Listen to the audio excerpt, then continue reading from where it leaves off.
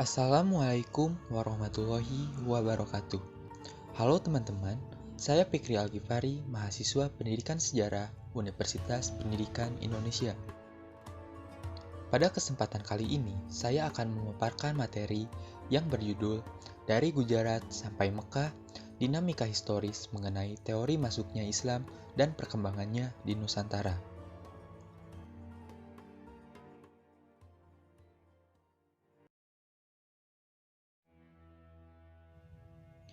Islam merupakan agama yang universal, sehingga dinamakan agama rahmatan lil alamin.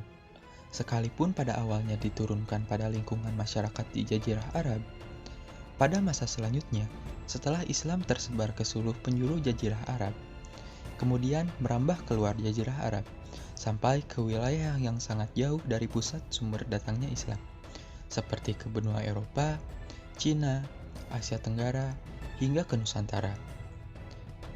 Islam sebagai agama rahmatan lil alamin diterima di masyarakat dikarenakan ajaran yang dibawa mudah dimengerti, yakni tentang akidah, syariah, dan akhlak, yang mana di dalamnya tidak terdapat perbedaan mengenai suku, ras, dan negara. Semuanya satu di dalam naungan Islam. Islam masuk ke Nusantara melalui suatu proses damai yang berlangsung selama berabad-abad. Penyebaran Islam di kawasan ini terjadi tanpa pergolakan politik atau bukan melalui ekspansi pembebasan yang melibatkan kekuatan militer, pergolakan politik, atau pemaksaan struktur kekuasaan dan norma-norma masyarakat. Melainkan, Islam tersebar secara damai disertai dengan jiwa toleransi dan saling menghargai antara penyebar dan pemeluk agama baru dengan penganut-penganut agama lama, yakni Hindu-Buddha di Nusantara.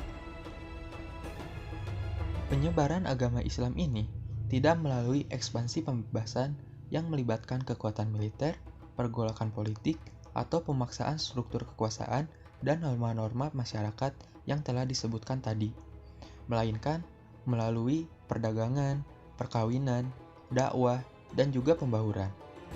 Sehingga penyebaran agama Islam di Nusantara ini tersebar secara damai. Watak Islam seperti ini diakui oleh banyak pengamat atau orientalis lainnya di masa lalu. Di antaranya, yakni Thomas Arnold, yang dalam bukunya The Preaching of Islam, Arnold menyimpulkan bahwa penyebaran dan perkembangan historis Islam di Nusantara berlangsung secara damai.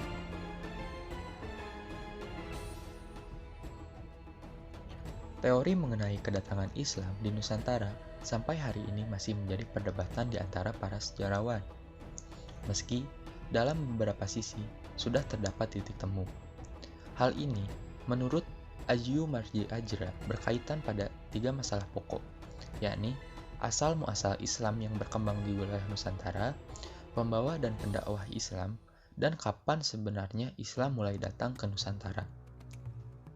Berbagai teori dan pembahasan yang berusaha menjawab ketiga masalah pokok ini jelas belum tuntas. Tidak hanya karena kurangnya data yang dapat mendukung suatu teori tertentu, tetapi juga karena sifat sepihak dari berbagai teori yang ada. Terdapat kecenderungan kuat suatu teori tertentu yang menekankan hanya aspek-aspek khusus dari ketiga masalah pokok, sementara mengabaikan aspek-aspek lainnya. Karena itu, kebanyakan teori yang ada dalam segi-segi tertentu gagal menjelaskan mengenai kedatangan Islam, kapan mulai adanya konversi agama terhadap penduduk lokal, dan proses-proses Islamisasi yang terlibat di dalamnya.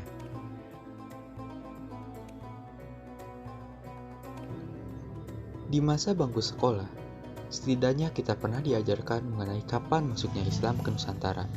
Hal ini sebenarnya bukanlah pelajaran yang asing bagi telinga kita.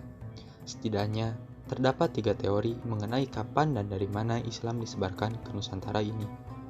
Masing-masing teori tersebut memiliki perspektif tersendiri mengenai masuknya Islam ke Nusantara. Mari kita bahas satu persatu dari teori tersebut.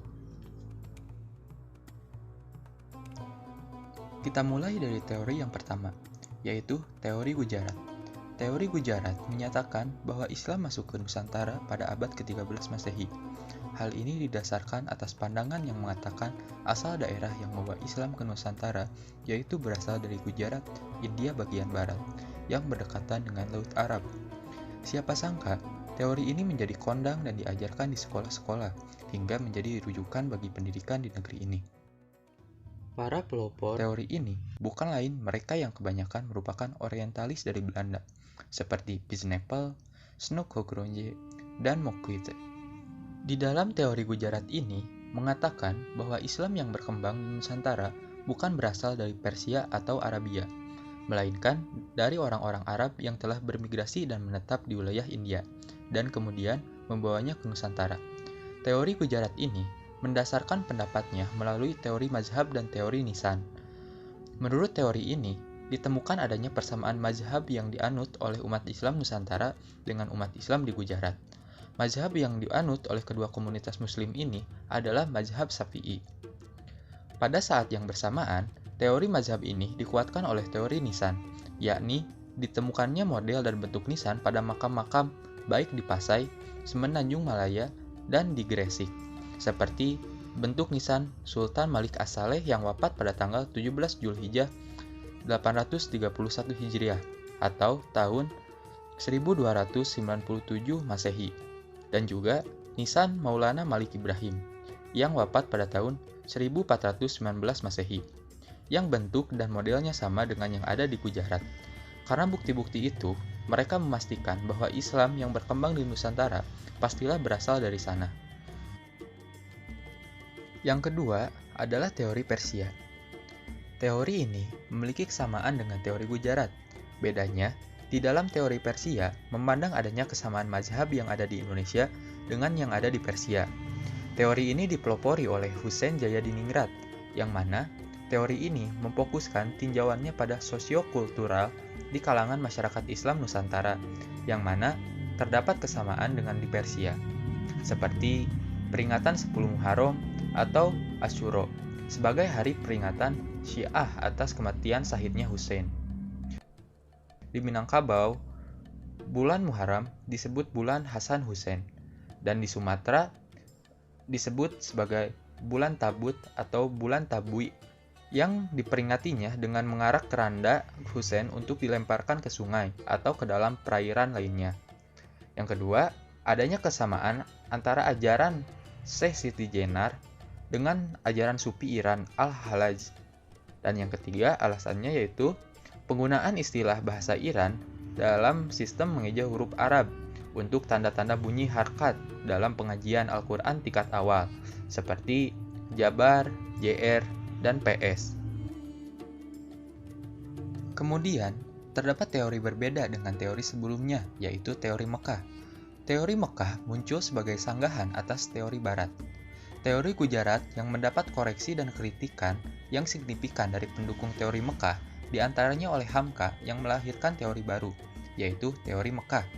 Koreksinya ini disampaikan dalam pidatonya pada Dis Natalis Perguruan Tinggi Agama Islam Negeri ke-8 di Yogyakarta pada tahun 1958. Pidatonya pada Dis Natalis ini kemudian dikuatkan dalam sanggahannya dalam seminar sejarah masuknya agama Islam ke Indonesia di Medan pada tahun 1963. Hamka menolak pandangan yang menyatakan bahwa Islam masuk ke Nusantara pada abad ke-13 dan berasal dari Gujarat. Hamka lebih mendasarkan pandangannya pada peranan bangsa Arab sebagai pembawa agama Islam ke Indonesia. Gujarat dinyatakannya sebagai tempat singgah semata, dan Mekah sebagai pusat atau Mesir sebagai tempat pengambilan ajaran Islam. Hamka menolak pendapat yang menyatakan bahwa agama Islam baru masuk ke Nusantara pada abad ke-13, karena di Nusantara pada abad ke-13 telah berdiri kekuasaan politik Islam. Jadi, masuknya agama Islam ke Nusantara terjadi jauh sebelum, yakni pada abad ke-7 Masehi. Teori ini pun dilandaskan pada alasan yang pertama, kepercayaan turun-temurun bangsa Indonesia bahwa mereka menerima Islam dari Arab. Yang kedua, mazhab Syafi'i yang dianut sebagian besar bangsa Indonesia merupakan bukti bahwa Islam yang diterima di Indonesia adalah langsung dari Arab, sebab mazhab Syafi'i dianut sebagian besar bangsa Arab dari Jazirah Arab, sedangkan muslimin di India kebanyakan bukan penganut mazhab Syafi'i, melainkan penganut mazhab Hanafi. Juga di Persia, kebanyakan bukan penganut mazhab Syafi'i, tetapi penganut mazhab Syiah. Yang ketiga, berdasarkan buku-buku hikayat dan cerita rakyat Indonesia, bahwa Sunan-Sunan itu adalah keturunan Rasulullah Shallallahu Alaihi Wasallam. Dan yang terakhir, berdasarkan peranan beberapa bangsa Indonesia, keturunan ulama Arab. Sekian dari saya, mohon maaf apabila terdapat kesalahan. Wabillahi taufiq wal hidayah. Wassalamualaikum warahmatullahi wabarakatuh.